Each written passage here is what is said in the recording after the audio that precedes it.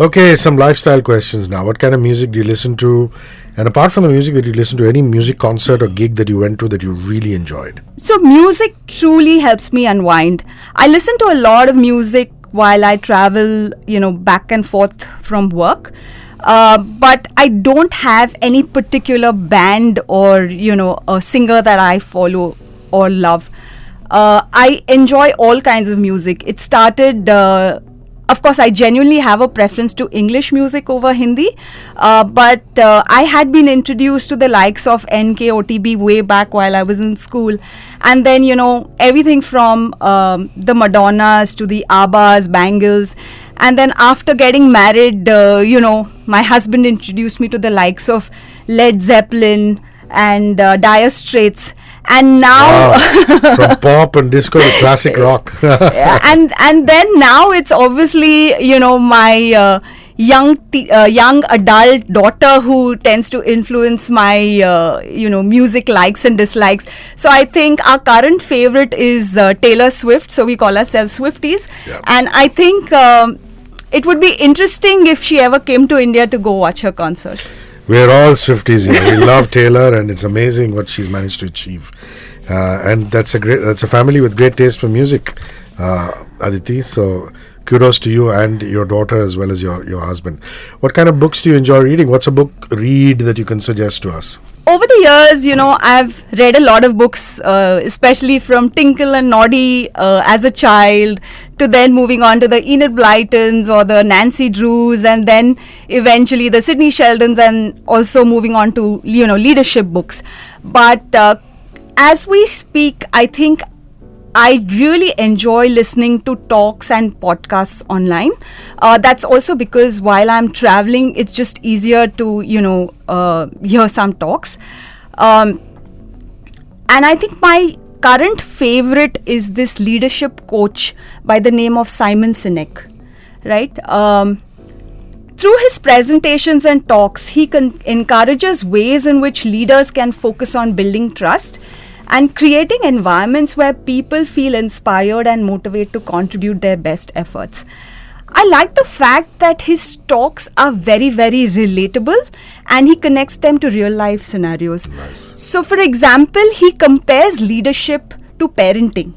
So, he asks the question, what does it mean to be a first-time leader? And he says it's the same as what does it mean to be a first-time parent. Interesting. Right?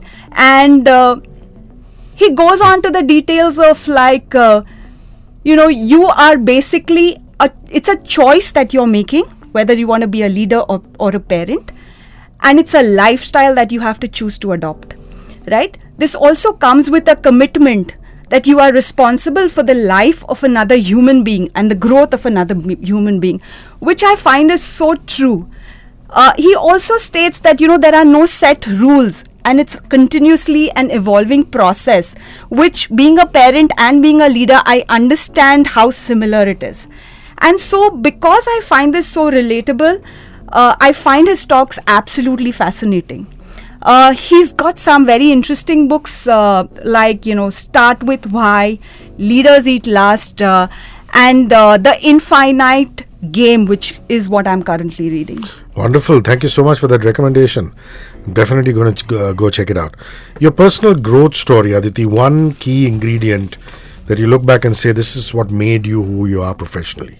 So I think being flexible and then, of course, having the ability to adapt would probably be the key ingredients for me.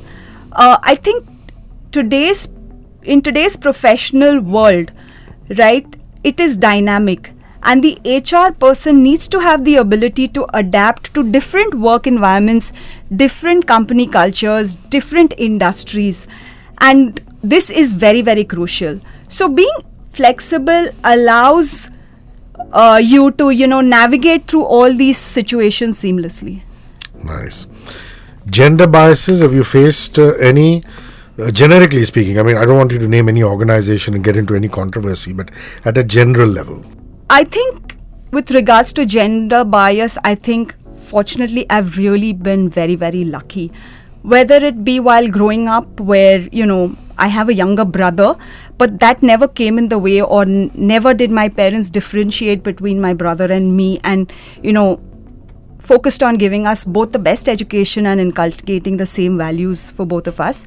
And then moving on, I think after I got married, whether it be my spouse or whether it be my in-laws, they were super, super supportive and let me focus on building my career. I think my immediate family has always been cheering my smallest wins and encouraging me. And then moving on the work front, I think in all the organizations that I have worked, no one differentiated on the basis of gender. There was always equal opportunity for all. They have genuinely focused on creating an environment where everyone, regardless of gender, feels respected and has equal opportunity. Amazing. Mastermind has been an eye-opener for me, meeting all you fantastic women leaders, because you get so many insights from such different personalities. Ananya Birla, for example, still says that she walks into most boardrooms and she'll still find that she and her mother are the only two women in the room. And there is no discounting. If you look at statistics, that there are more men in boardrooms, in corporate boardrooms in India than women. What's the distance women leaders need to cover to have equal presence in boardrooms? I want your opinion on this. So I think in the companies that I have worked for in the past and the present, I think it's essentially the skills and culture that have been the two key enablers for me and that have been the barometers that have defined growth for me. I work as hard as my male counterparts and both of us have equal opportunity regardless of gender.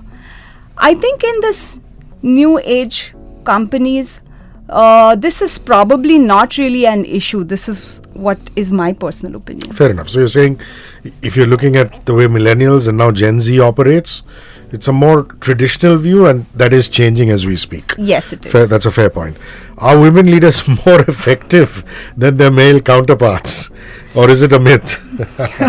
So I think theoretically, women have a better EQ and the ability to multitask, which I think are aspects of being a good leader. But having said that, I continue to work with many other leaders who are men and they are fantastic leaders and leaders from whom I learn so much.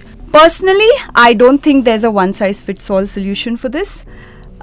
Effective leadership is diverse and organization benefits from varied relationships. Well said. Yeah. The focus should be on recognizing and nurturing the unique strengths that each leader, regardless of gender, brings to the table and creating an inclusive environment that allows everyone to thrive. Great. I think a nice way to bring the curtain down on this interview would be how can men and women complement each other at work for a most productive outcome, Aditi? So I think each individual comes with their own unique set of skills. And it's all about how we align and complement each other and work towards the common goal of the organization that's more important. Men and women may excel in different areas and combining their strengths can lead to a more rounded and well-rounded and capable team. I think a couple of ways to do this is probably one is to enable open communication, which leads to diverse views.